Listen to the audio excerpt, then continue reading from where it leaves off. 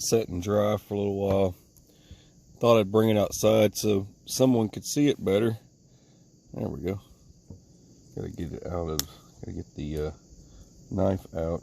It's gonna be drying for a while. It's still kind of damp on the inside.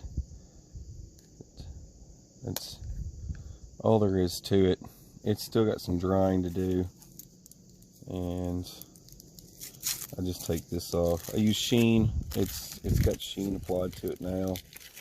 I usually use just tinfoil for the blade, just to protect the blade while it's in there, so it doesn't get rust on it or anything.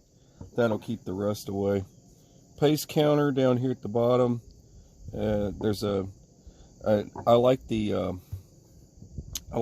bob. This is the Brothers of Bushcraft Fieldcraft, and I received this in one of the battle boxes back in the past, and I figured I never had a proper sheath made for it, so I figured I would go ahead and make a sheath. Simple. Most times the reason why I make my own is because you usually end up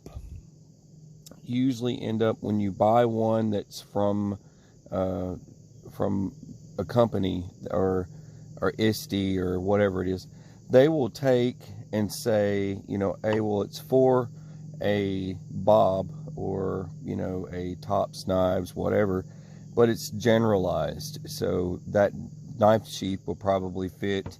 It won't fit the exact knife. It'll fit knives that are identical in shape and size to this knife. So you might end up with something that it wobbles around and it doesn't quite fit. It'll kind of move around inside there, something like that. And I wanted something that actually was designed for it and no wiggle or moving around.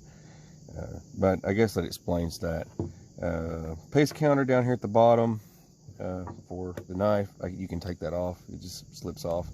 And down here I do tighten survival cord, and I just sort of loop it in. It's a simple knot to do this design here, and it's real easy to look up.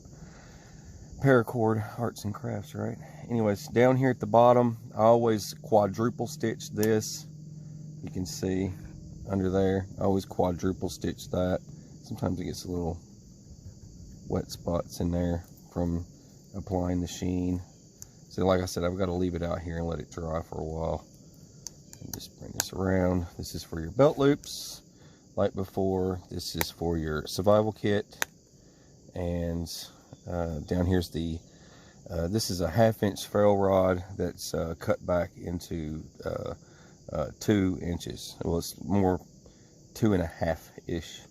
So I cut it down so the 1/2-inch is for for the hanger, so that it can stay on here. But that's plenty of ferrule rod and plenty of room to strike. I guess that's what sums it up. But I do the all the way around thing when it comes to smaller knives. I wanted something more compact. I can remove this and then it's really compact. But this is great setup for a bug out bag or something like that.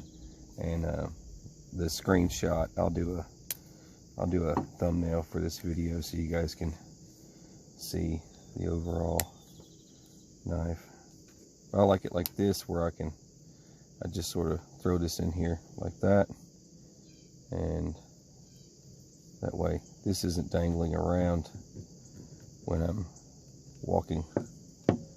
You don't want it hanging on something, just like that. Hopefully you can see it okay. There you go. Bring it out here in the light a little bit. Yep. Rugged, no wiggle. It's a pretty cool setup. It's still got some drying to do, and once it dries, you'll be able to see it a little bit better.